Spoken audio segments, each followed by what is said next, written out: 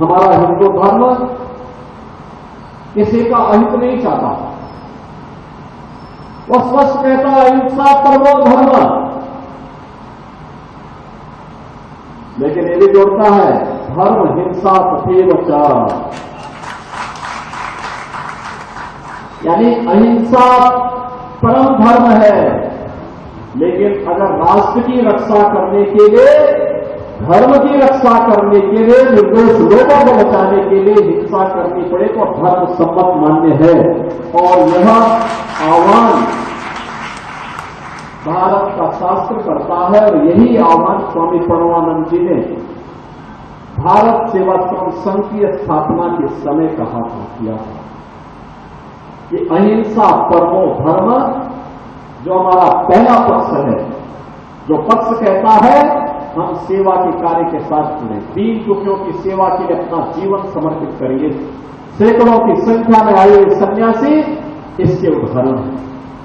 लेकिन अगर राष्ट्र की एकता और अखंडता को कोई चुनौती देगा, हमारे राष्ट्र की सीमाओं का कोई अतिक्रमण करेगा, तो फिर राष्ट्र की सुरक्षा के लिए, राष्ट्र की संप्रभुता के लिए, धर्म की सुरक्षा के लिए, हम लोग देश की रक्षा करने के लिए फिर धर्म सम्मत उस हिंसा के पक्षधर भी हैं जो भारत की जनता को सुरक्षा प्रदान कर सके, भारत के एक भारत श्रेष्ठ भारत के रख सके। और यही भारत के महापुरुषों ने कहा है, अधूरी शिक्षा नहीं, पूर्ण शिक्षा के हम पक्षधर हैं। मैं आश्चर्यचकित हूं इन बातों को लेकर।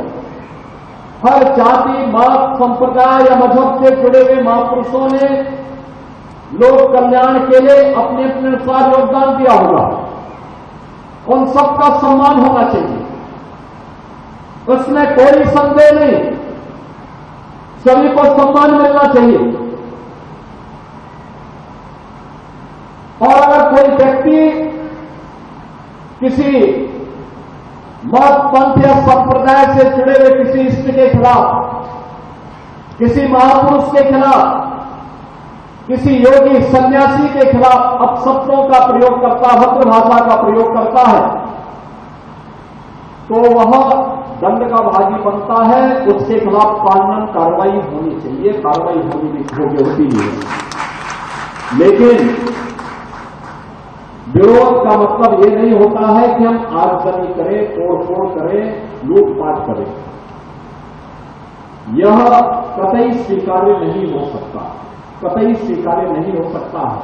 और इसीलिए मैं देखता हूं एक तबका अपने आप का जन्मसिद्ध अधिकार मान लेता है, जब वह हिंदू धर्म के देवी देवताओं के खिलाफ अपमानजनक टिप्पणी करते हैं, हिंदुओं के मान पितरों को अपमानित करते हैं, मूर्तियों को खंडित करते हैं, उसको अपना जन्मसिद्ध अधिकार समझते हैं, तो हिंदुओं की ओर से तो कोई प्रतिक्रिया नहीं होती।